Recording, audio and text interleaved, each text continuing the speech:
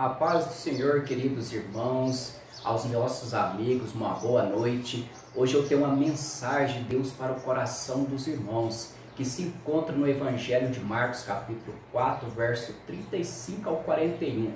Leiamos a Sagrada Escritura, que se encontra o seguinte, irmãos. Então vamos abrir aqui a nossa Bíblia, em Marcos, capítulo 4, verso 35 ao 41, que diz o seguinte: Naquele dia, ao anoitecer, disse ele aos seus discípulos: Vamos para o outro lado.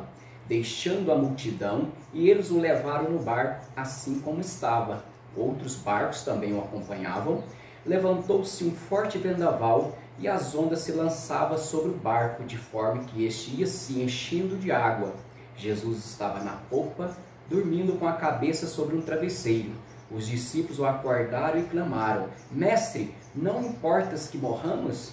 E ele se levantou, repreendeu o vento e disse ao mar: Aquieta-se, acalma-se. O vento se aquietou e fez-se completa bonança. Então perguntou aos discípulos: Por que vocês estão com tanto medo? Ainda não tens fé? E eles estavam apavorados e perguntaram uns aos outros: Quem é este que até o vento e o mar lhe obedecem? E aí, irmãos, eu tenho uma mensagem importante para vocês. Gostaria de iniciar essa mensagem fazendo 4 afirmações categóricas a vocês. A primeira delas, que a tempestade da vida existe e elas são inevitáveis.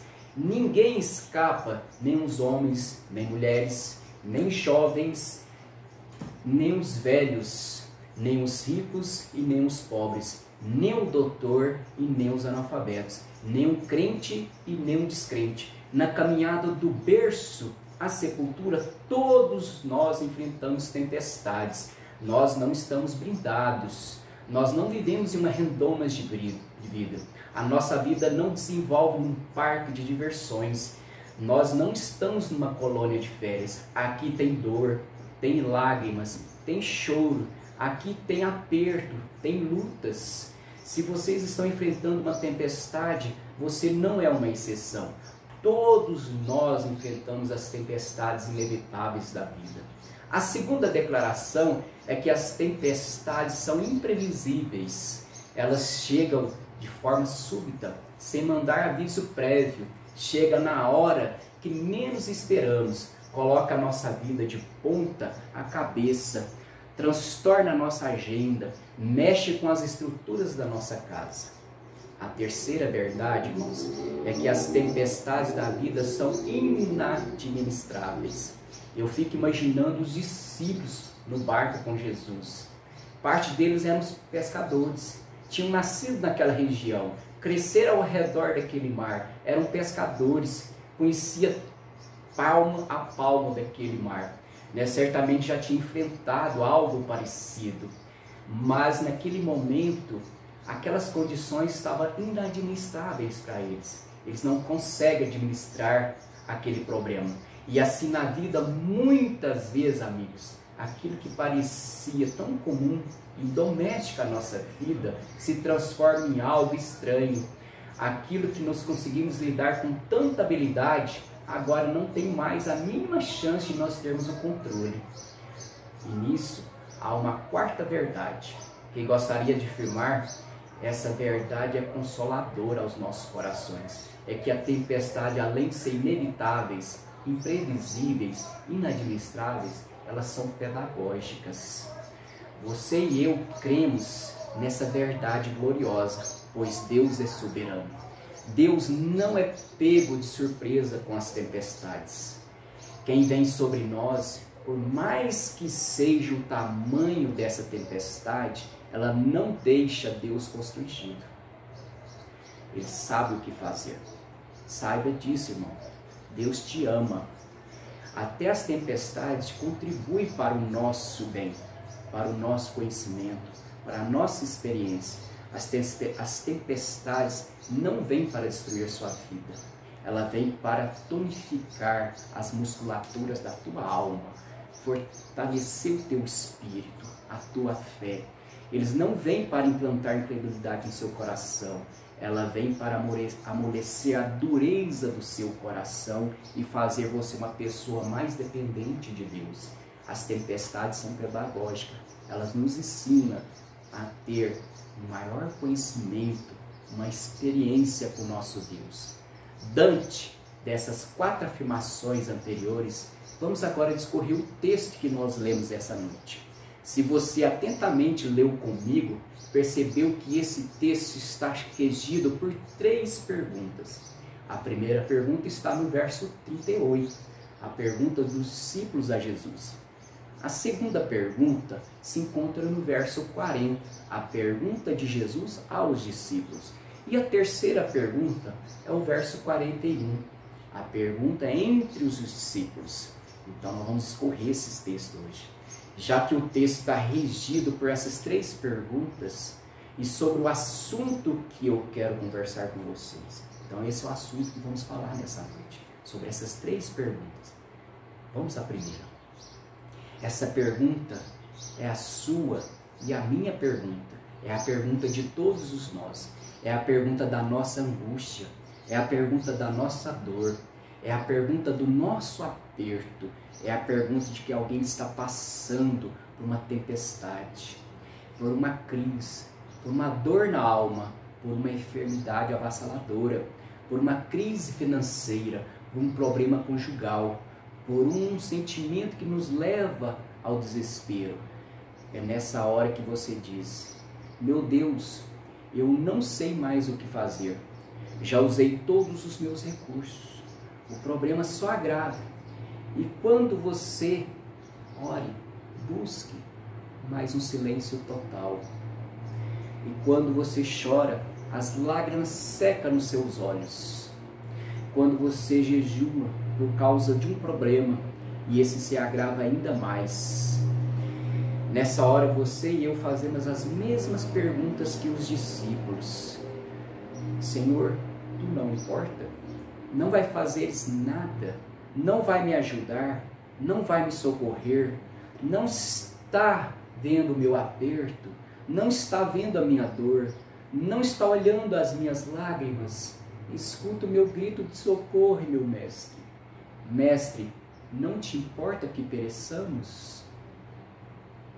Essa é a pergunta daquele que está com dor. Não importa que pereçamos. Essa foi a primeira pergunta.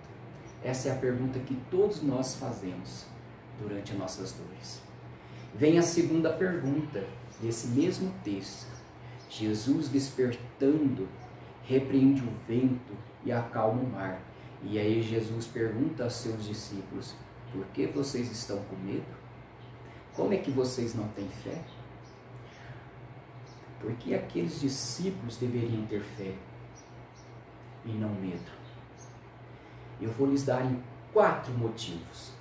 Para lhe ajudares, vou usar um recurso mnemônico, todos começando com a letra P nessa jornada didática nossa do conhecimento da palavra. O primeiro, eles deveriam ter fé e não medo por causa da promessa de Jesus. Passamos para outra margem. Assim disse o mestre, passamos para outra margem. Jesus disse qual seria o destino deles, a outra margem. Então vou te dizer algo. Promessa de Jesus e realidade são as mesmas coisas. Ele não é homem para mentir. O que ele promete, ele cumpre. Ele vela pela sua palavra. Acalme seu coração e descanse. Jesus está no controle, irmão. O seu destino está no outro lado. Jesus está conduzindo a nau da sua vida. Ele é aquele que toma você pela mão direita e guia você com o seu conselho eterno. Segundo, irmãos, por que ele deveria ter fé e não medo? Por que os discípulos não deveriam ter fé? Por que os discípulos deveriam ter fé e não medo? Primeira causa, a promessa. Segunda, devido à presença de Jesus. Jesus estava no barco. Jesus estava com eles. Mas quem é Jesus? Jesus é o Criador do universo. Jesus é o Criador do vento. Jesus é o Criador do mar. Jesus é o Criador da natureza. Ele é o Criador e soberano Senhor do universo. A criatura não é maior que o Criador. A criatura não pode ameaçar o Criador. A criatura não pode derrotar o Criador. O Criador tem um controle, um domínio sobre a criatura. Se Jesus está nesse barco, se Jesus está no seu barco, não pode afundar, porque o mar e o vento não pode derrotá-lo. Ele é o soberano, o Senhor de todo o universo. Ele prometeu estar conosco até a consumação dos séculos. Ele está com você, Ele está comigo. Então não precisamos estar com medo. Estamos seguros, porque Deus Todo-Poderoso está conosco em nosso barco. Então, segunda causa, Ele está conosco. Ele está no nosso barco da nossa vida. Então não tenha medo, irmãos. Ele faz conosco. Ele se faça conosco. Terceiro lugar, por que eles deveriam ter fé e não medo? Primeira causa, a promessa. A segunda causa, a presença de Cristo. E a terceira, a paz de Jesus. Então, a paz. Jesus estava no barco. Jesus estava ali, dormindo. Uma boa paz, uma maior tranquilidade. Deixa eles perguntar alguma coisa. Jesus sabia, que a tempestade viria. Jesus sabia que aquilo ia ocorrer. Mas ele tinha plena consciência que ele estava sob o controle do que viria a acontecer. Então, o que acontece na nossa vida está no controle de Cristo. Se está no controle de Cristo, tenha paz no coração, acalma-te. As nossas aflições são passageiras. E outra, está no controle de nosso Senhor Jesus Cristo.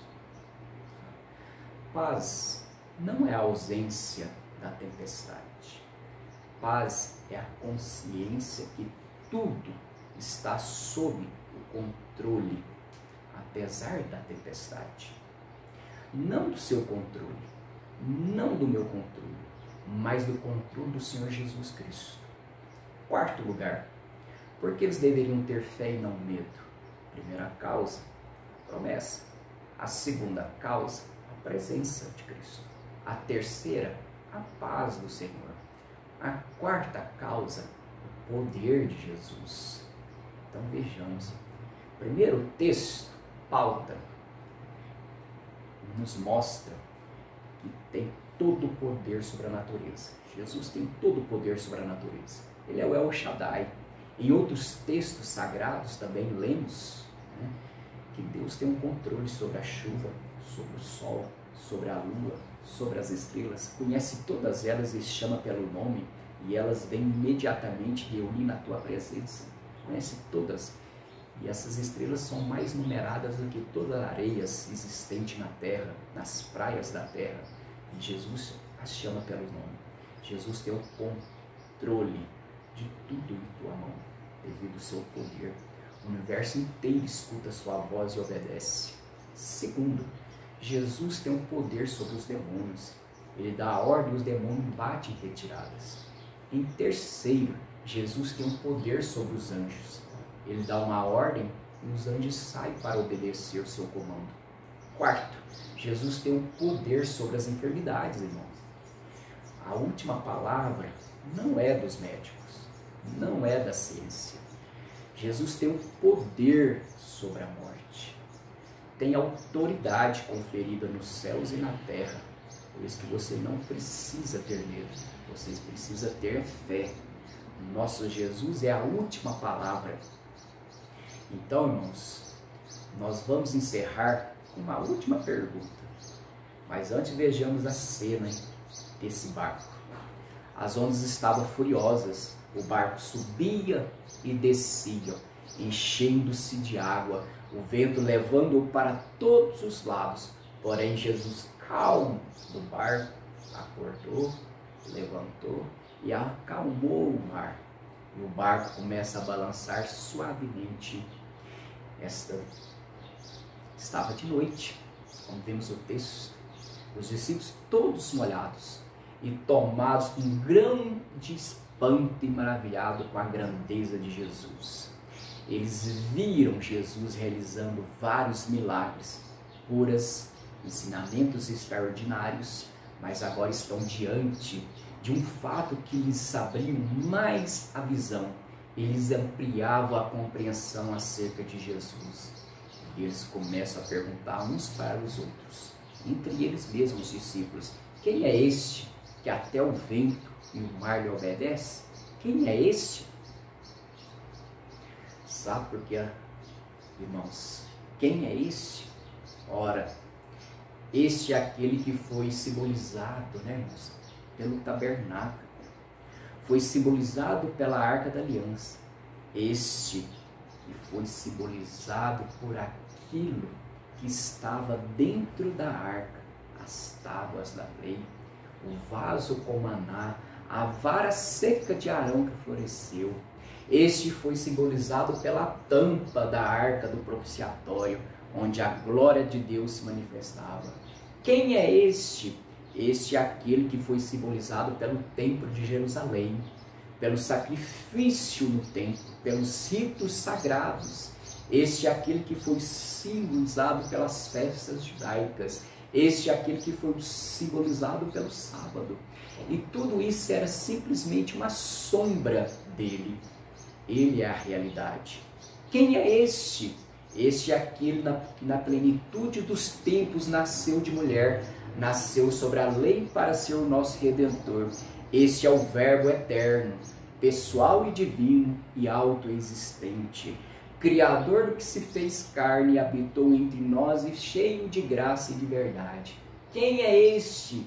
Este é aquele que no princípio, sem matéria pré-existente, criou os céus e a terra, porque todas as coisas que foram feitas por intermédio dele, sem ele, nada do que feito se fez, as coisas visíveis e as coisas invisíveis. Quem é este? Este é aquele que sustenta todas as coisas pela palavra do seu poder. Quem é este? Ora, este é o grande eu sou, este é o pão da vida, este é a luz do mundo, este é a porta das ovelhas, este é o bom supremo pastor, este é o caminho e a verdade e a vida. Ninguém vem ao Pai se não for por ele. Este é a videira verdadeira. Quem é este? Este é aquele de quem os patriarcas falaram, para quem os profetas apontaram. Este é o maravilhoso conselheiro, Deus forte, Pai da eternidade, o príncipe da paz. Quem é este? Este é o Cordeiro que venceu a morte e está vivo pelos séculos dos séculos. Este é a raiz de Davi. Este é o leão da tribo de Judá, quem venceu para abrir o livro e desatar os selos. Quem é este? É o sol da justiça, brilhante estrela da manhã, o lírio dos vales. Este é aquele que andou toda parte fazendo bem, libertando os oprimidos. Os cegos viram, os mudos falaram, os surdos ouviram, os coxos andaram e os mortos ressuscitaram. Quem é este? Ora, este é aquele que foi simbolizado pelo Cordeiro da Páscoa, cujo sangue vertido foi colocado no batente das portas e livrou os primogênitos. Quem é este? Este é aquele que morreu por nossos pecados. Este é aquele que voltou para o céu em glória. Este é aquele que derramou o Espírito Santo sobre a sua igreja. Este é aquele que está sentado sobre o trono e governa o universo. Este é o nosso sumo sacerdote que tem misericórdia de nós. Este é o grande advogado que intercede por nós junto ao Pai. Quem é este? Este é aquele que vai voltar pessoalmente e audivelmente, inesperadamente e repentinamente e gloriosamente para buscar sua igreja e para habitar com ele para sempre. Quem é este? Este é o Messias, o Salvador, este é o Rei dos Reis, Senhor dos Senhores. Este é a nossa paz, a nossa alegria, a nossa justiça, o amado da nossa alma. Este é o Rei dos Reis, Senhor do Senhor, o nosso Jesus Cristo. Quem é este? Este é o amado da nossa alma. Este é aquele que diz para você: não precisa ter medo, tenha fé. Ele é a honra, a Ele é a glória, a Ele o louvor, agora pelos séculos eternos. Aleluia. Amém. Muito obrigado a todos e que Deus os abençoe. Até mais.